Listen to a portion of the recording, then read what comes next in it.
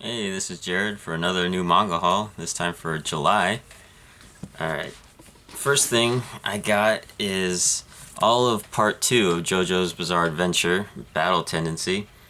And I waited till they were all out before I picked them up because I wanted to read the whole entire, arc in one go. So I picked all these up, and I still love these hardcovers that they're releasing the series in. It's really amazing. And I hear a lot of people really love part two.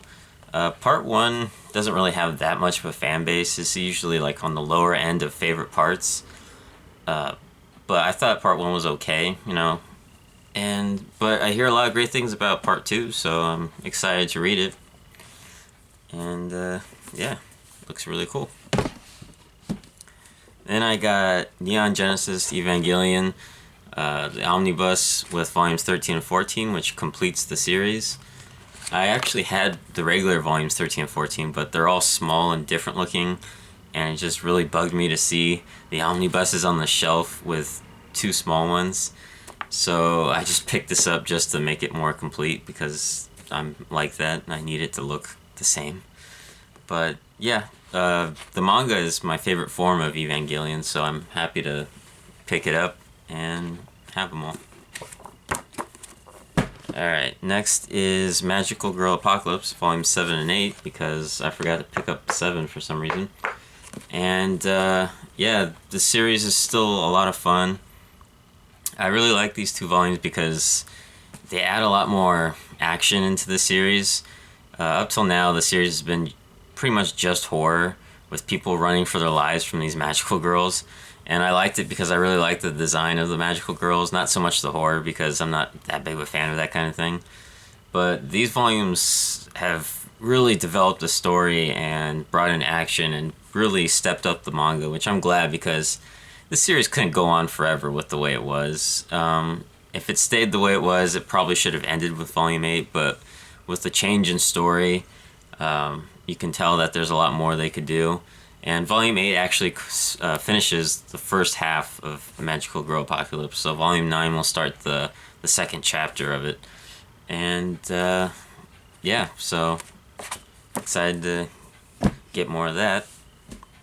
Then I got My Love Story Volume 6 and 7, which also is developing more. Basically, I liked the cutesiness of the two main characters for the first 5 volumes, but I knew I would get bored of it if it just kept being the exact same thing each chapter, where the guy and the girl just talk about how much they love each other and that's it. That's just every chapter. But this actually developed more of a story with other characters. Like the main character actually gets a new baby sister, and his best friend is actually, his life and his love life and all that gets more developed and more interesting. So I'm glad it's branching out into other stuff, which makes me want to keep reading it. So yeah, it's that. Then we got volumes 2 and 3 of Fruits Baskets, the collector's edition. And I always knew about Fruits Baskets, one of the most famous shoujos of all time. And I read the first 3 volumes years ago, and I don't even really remember them. So I was excited to pick these up and finally check it out. And it is really good. It's an adorable story for the first 2 volumes, but then volume 3 it gets really heavy, and that surprised me. And it was good, and I actually am looking forward to volume 4, which comes out next month, I think. These are actually coming out really fast. I'm surprised, but also happy. So yeah, I think altogether there should be about 11 of these collector's editions. So because they're 2-in-1s. But yeah, I'm glad I started reading this. I always heard good things, and it's good. So if you ever had any interest, just know you should definitely pick it up. All right. Then we have Monster Musume I Love Monster Girls Volume 2, which is a collection of short stories based off the main series. And this is really just for fans of the main series. Like, don't pick this up if you're not reading the main series, which is just Monster Musume. And I am, and I like it. I think it's really funny, and it's different, as I've said before. So this is just a bunch of short stories, and you should definitely pick it up if you like the main series. Next we got Batum Volume 14. A while back I picked up the first 13 volumes pretty much just all at once because I was enjoying it. And now I finally get Volume 14, and I gotta kind of get refreshed on what happened because it's been a while. But it's interesting, it reminds me of Battle Royale, but with bombs. It's definitely not as good, but it's enjoyable enough to where I want to keep reading it and see what happens and see who survives. So, yeah. Next is Prison School, Volume 4. As I've said before, I think this manga's funny and I enjoy it, and it's got some weird artwork and people's faces look very weird sometimes, but it's part of the humor, I think. And yeah, I haven't read this volume yet, but I'm going to. And I don't know, if you've been reading the series up to now, just know that it's probably still good. It doesn't change the tone or anything throughout, so if you read the first couple chapters and didn't like it, you probably won't like it still going on, but I did, so I picked it up. Next is Knights of Sidonia Volume 2 and 3. I saw the first couple episodes of the anime at a friend's house, and I thought it was good, and then I heard it was actually based off a manga, and the manga is actually complete in English, so I thought, oh, what the hell, I'll just read it. And the episodes I saw covered into the middle of Volume 2, so pretty soon I'll pass what I saw. And yeah, I haven't read these volumes yet, but looking forward to see what happens. And hopefully it's still good. Alright, the rest of these I haven't read yet. I've only read the previous ones, but next is Akame ga Kill Volume 7. I've said before, I like the series. I don't love it as much as everyone else does. I don't know if the manga right now has passed the anime, because I know the anime just stopped in the middle of the manga. But yeah, Volume 7. Hopefully it's still good. I don't know, it hasn't blown me away yet, but I'm enjoying it enough to keep on getting it.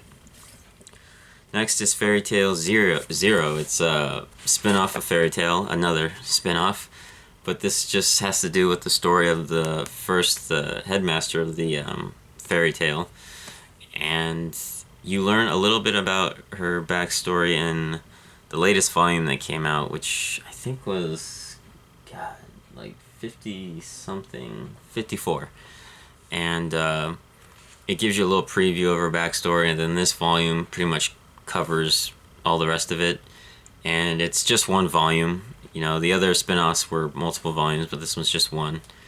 And I would recommend, even though it takes place before Fairy Tail, I would probably wait till you get to volume 54 to read this. And also, you have to, of course, be a fan of Fairy Tail to read this.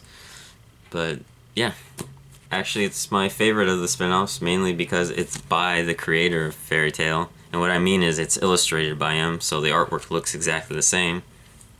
The other spin-offs, Gray's backstory, which was just 2 volumes, that one, the story was pretty boring and bland. And let's see, what else was there? Fairy Girls, the artwork was just way too different than the main series to where I couldn't get used to it. And then Blue Minstrel is, it's, I don't know, very, very shoujo. That's the best way I can put it. So yeah, this one's my favorite of the Fairy Tail spin-offs. Then I've got 9, 10, and 11 of Haganai, and I think there's only 13 volumes out altogether, both here and Japan. I know the light novel is finished, so I'm hoping they'll actually get around to finishing the manga as well. Or I could be wrong, the manga could actually be done at volume 13. I don't know. I don't think it is, though. But yeah, I'm still enjoying it a lot, and I'm excited to see where it goes, and I really hope it finishes, or else I just won't know how it ends. I don't know if the anime ever finished the story or not. I don't know. And then we got Terraformers Volume 13. Haven't read it yet, but like always, I gotta go back and see what happened because I'm always lost when I start a volume because this manga is so heavy with so much going on that I'm always lost. That's just may just be me though. I mean, this manga can be really easy for you to get because it's not complicated. It's just a lot's going on, and when you wait a long time for a new volume, you really don't remember what happened. But it is still great.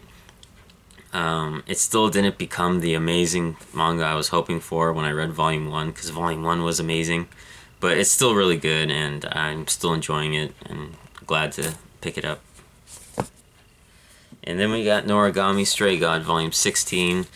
Really enjoying this series, and I'm loving that a new volume comes out like every month. Like, I don't even need to refresh myself at all with this, because I feel like I just read the previous volume. So I'm excited to read this and continue the story, and I'm really liking where it's going. Then we have UQ Holder Volume 2 and 3. I haven't read these, but I read the first volume, and like I said before, I did not know there was a sequel to Negima, which is one of my favorite mangas. And I'm really excited to read this because I heard that the main bad guy in this is the main bad guy from the first series, and his ending was not explained right. Like, the whole ending to Negima was just so rushed and did not explain very much. So I'm really glad that this is continuing the story and maybe giving more answers. But I like it so far. The main character is completely different than Negi, but I think that's a good thing. You don't want the same thing.